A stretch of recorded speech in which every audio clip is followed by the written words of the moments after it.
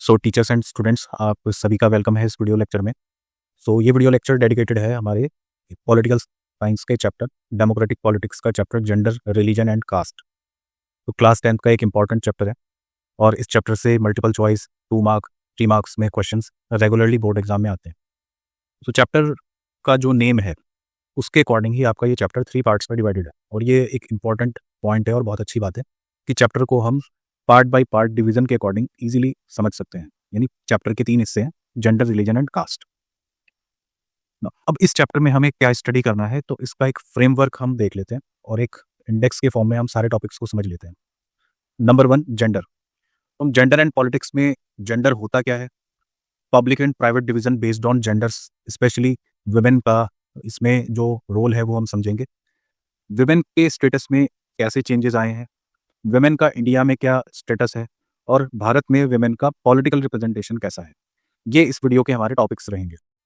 इसके बाद next portion, जो नेक्स्ट नेम है आपके चैप्टर का, नेक्स्ट हिस्सा है वो है रिलीजन। तो हम रिलीजन एंड पॉलिटिक्स को समझेंगे, जिसमें कम्युनलिज्म की आइडियोलॉजी, कम्युनलिज्म और उसमें होने वाली प्रॉब्लम्स, उसका पॉलिटिकल एंड सोसाइटी के तौर पर उसका जो पर्सपेक्टिव है वो समझा जाएगा ना। अब अगर कम्युनलिज्म एक प्रॉब्लम है तो इसका एक सॉल्यूशन भी है, वो है हमारा सेक्युलर सिस्टम, यानी इंडियन सेक्युलरिज्म को हमें स्टडी करना है। और लास्ट पार्ट हमारे चैप्टर का होगा caste in politics and politics in caste, जिसमें हम caste inequalities and social reforms और चेंजेस जो हमारे समाज में प्रीवियस टाइम पीरियड्स में हिस्ट्री में हुए हैं, क्योंकि कास्ट इंडिया की पॉलिटिक्स में एक इंपॉर्टेंट रोल प्ले करती है। तो हम डेमोक्रेटिक पॉलिटिक्स की इस बुक में, इस चैप्टर में जेंडर, रिलीजन एंड कास्ट को 3 टॉपिक्स को अलग अलग पढ़ने वाले हैं। तो सबसे पहला टॉपिक है हमारा gender. So let us study कि जेंडर होता क्या है। सो जेंडर डिवीजन नॉर्मली ये समझा जाता है कि एक नेचुरल डिवीजन है जो समाज में हमेशा से था और रहेगा और इसको बदला नहीं जा सकता। हालांकि जेंडर कोई बायोलॉजिकल डिवीजन नहीं है, जैसे किसी का मेल या फीमेल होना ये बायोलॉजिकल है, नेचुरल है, बट जेंडर कोई नेचुरल थिंग नहीं है। ये एक सोशल एक्सपेक्टेशन है या एक स्टीरियोटाइप है, एक धारणा है जो समाज में मेल एंड फीमेल को डिवाइड करके बना दी गई है। अब इसको हम कैसे समझेंगे, तो इसको समझेंगे हम public and private division between main and women से। जैसे बॉयज एंड गर्ल्स जब वो बड़े होते हैं, समय के साथ जब धीरे धीरे उनकी एज बढ़ती है, तो बचपन से ही उनमें कुछ बिलीफ्स डेवलप हो जाते हैं कि वुमेन की रिस्पॉन्सिबिलिटी तो हाउस होल्ड वर्क है और बच्चों को पालना पोसना है, घर संभालना है। Women do all the work inside the home, और वो घर के सारे काम करेंगी, जैसे कुकिंग, क्लीनिंग, वॉशिंग क्लोथ्स।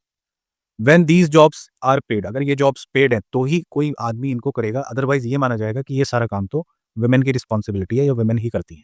तो ये एक स्टीरियोटाइप है, एक धारणा है, और यही एक सोशल डिवीजन है जिसको हम जेंडर की फॉर्म में स्टडी करते हैं। ये कोई नेचुरल सिस्टम नहीं है। नाउ, अब जेंडर बेस्ड डिस्क्रिमिनेशन जो वुमेन फेस करती हैं अपनी सराउंडिंग में, वो क्या होते हैं कि वुमेन के वर्क को घर में एक काम नहीं माना जाता, ये माना जाता है ये तो रिस्पॉन्सिबिलिटी है, ये तो उनको करना ही है। हालांकि बहुत सारी जो वुमेन हैं वो डे टू डे लाइफ में आउटसाइड द होम काफ़ी सारे काम में इन्वॉल्व होती हैं। जैसे विलेजेस में वुमेन पानी भर कर लाती हैं, फ्यूल कलेक्ट करती हैं, फील्ड्स में जाती हैं, वहाँ पर काम करती हैं। अर्बन एरियाज़ में जो पुअर वुमेन है वो डोमेस्टिक हेल्पर के तौर पर मिडिल क्लास होम्स में वर्क करती हैं। But majority of the women जो ये काम कर रही हैं, एक सॉर्ट ऑफ पेड वर्क, लेकिन उनके जो डोमेस्टिक लेबर है, ठीक है, तो उनकी उस एबिलिटी को वैल्यू नहीं दी जाती। Their work is not valued and does not gate recognition या सम्मान नहीं मिलता है समाज में।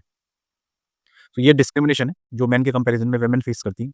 नाउ लेट अस डिस्कस, ये तो था हमारा प्राइवेट लाइफ में जो डिवीजन है या जो डिस्क्रिमिनेशन है वुमेन फेस करती है। अब अगर हम पब्लिक लाइफ की बात करें, तो अगर हम अपनी हिस्ट्री को देखें तो हिस्ट्री में जो मेन थे उन्हीं को अलाउड था पब्लिक अफेयर्स में पार्टिसिपेट करना। विमेन वोट नहीं कर सकती थी, पब्लिक अफेयर्स में पार्टिसिपेट नहीं कर सकती थी, घर से बाहर निकलना उनको अलाउड नहीं था। बट धीरे धीरे ग्रेजुअली ये जो जेंडर का इशू है इसको पॉलिटिकली और सोशली रेज किया गया और वुमेन जो अलग अलग हिस्सों में दुनिया में रहती हैं उनकी ऑर्गेनाइजेशन बनी, उन्होंने इक्वल राइट की डिमांड की। अब इसके बाद जो ज़्यादा रेडिकल मूवमेंट्स थे, जो ज़्यादा सपोर्टिव मूवमेंट्स थे वुमेन को लेकर, उनका एम था कि वुमेन को भी इक्वालिटी मिले जैसे मेन को मिलती है उनकी पर्सनल फैमिली लाइफ में और सोशल लाइफ में। इन मूवमेंट्स को कहा गया फेमिनिस्ट मूवमेंट या फेमिनिज्म। अब इससे विमेन का जो स्टेटस है उसमें काफ़ी बड़ा चेंज आया। जैसे हम प्रेजेंट टाइम की बात करें तो देयर इज़ अ चेंज और improvement in women role in public life. For example, आज के दौर में जो विमेन है वो वर्किंग विमेन है, as a scientist, doctor, engineers, managers, अलग अलग यूनिवर्सिटीज़ में प्रोफेसर्स हैं, वो पढ़ाते हैं। एज अ साइंटिस्ट हम देखते हैं इसरो में और हमारी गवर्नमेंट में भी एज अ मिनिस्टर वर्क करते हैं।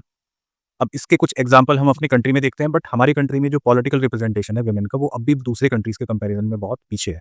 जैसे स्कैंडिनेवियन कंट्रीज स्वीडन, नॉर्वे और फिनलैंड, वहाँ participation of women public life में बहुत हाई है।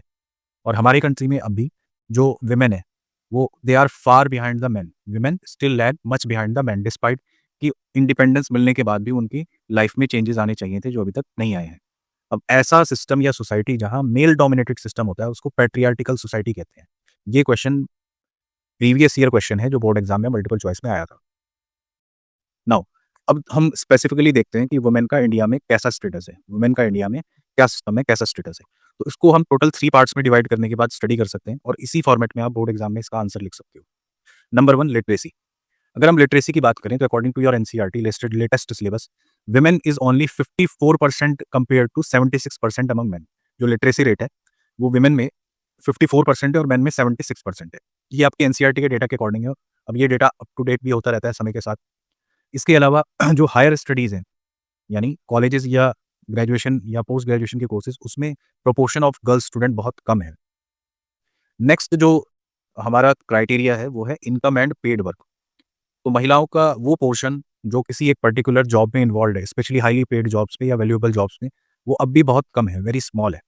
हालांकि हमारे देश में एक एक्ट पास हुआ था, इक्वल रिन्यूमरेशन एक्ट 1976, जिसमें ये प्रावधान है कि इक्वल पे के लिए, इक्वल इक्वल जॉब्स के लिए जो सेम लेवल की जॉब्स हैं, जो ओनर है वो सबको बराबर पैसा देगा, इक्वल वेजेस देगा, बट फिर भी women are less paid than men. Women को फिर भी कम पैसा दिया जाता है, इवन दोनों सेम वर्क कर रहे होते हैं।